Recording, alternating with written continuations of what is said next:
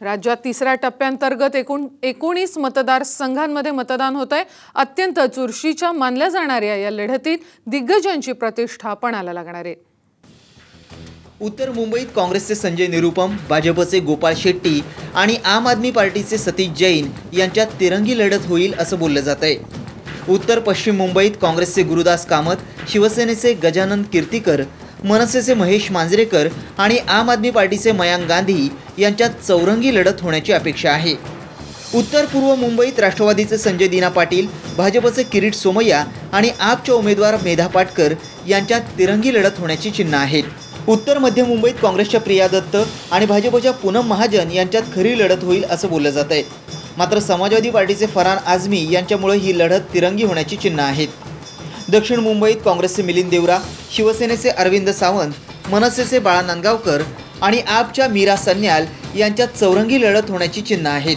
तर दक्षिण मध्य मुंबईत काँग्रेसचे एकनाथ गायकवाड, शिवसेनेचे राहुल शेवाळे आणि मनसेचे आदित्य शिरोडकर यांच्यात तिरंगी लढत होण्याची चिन्ह आहेत। ठाण्यात राष्ट्रवादी काँग्रेसचे संजीव नाईक, शिवसेनेचे राजन विचारे, मनसेचे अभिजित पानसे आणि आम आदमी पार्टीचे संजीव साने आमने सामने आहेत। तर कल्याण मतदारसंघात राष्ट्रवादी काँग्रेसचे आनंद परांजपे, शिवसेनेचे डॉक्टर श्रीकांत शिंदे आणि महाराष्ट्र नवनिर्माण सेनेचे राजू पाटील यांच्यात तिरंगी लढत होईल असं बोललं जात आहे।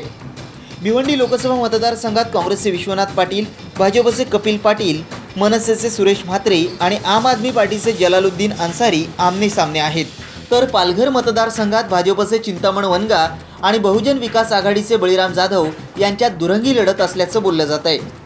रायगडमध्ये राष्ट्रवादी काँग्रेसचे सुनील तटकरे, शिवसेनेचे अनंत गीते आणि शेतकरी कामगार पक्षाचे रमेश कदम यांच्यात तिरंगी लढत होईल असं बोललं जात आहे। नाशिकमध्ये राष्ट्रवादी काँग्रेसचे छगन भुजबळ, शिवसेनेचे हेमंत गोडसे, मनसेचे डॉक्टर प्रदीप पवार आणि आम आदमी पार्टीचे विजय पांढरे यांच्यात चौरंगी लढत होण्याची चिन्ह आहेत। औरंगाबादमध्ये काँग्रेसचे नितीन पाटील, शिवसेनेचे चंद्रकांत खैरे आणि आपचे सुभाष लोमटे आमने सामने आहेत। जळगावमध्ये राष्ट्रवादी काँग्रेसचे सतीश पाटील आणि भाजपचे एटी पाटील यांच्यात दुरंगी लढत होण्याची चिन्ह आहेत। रावेरमध्ये राष्ट्रवादी काँग्रेसचे मनीष जैन आणि भाजपच्या रक्षा खडसे यांच्यात दुरंगी लढत होईल असं बोललं जात आहे। धुळ्यामध्ये काँग्रेसचे अमरीश पटेल, भाजपचे डॉक्टर सुभाष भामरे आणि आपचे निहाल अहमद यांच्यात तिरंगी लढत होण्याची चिन्ह आहेत। तर जालन्यात काँग्रेसचे विलास अवताडे आणि भाजपचे रावसाहेब दानवे आमने सामने आहेत। नंदुरबारमध्ये काँग्रेसचे माणिकराव गावित आणि भाजपच्या डॉक्टर हिना गावित यांच्यात खरी लढत आहे। दिंडोरीत राष्ट्रवादी काँग्रेसच्या डॉक्टर भारती पवार आणि भाजपचे हरिश्चंद्र चव्हाण आमने सामने आहेत।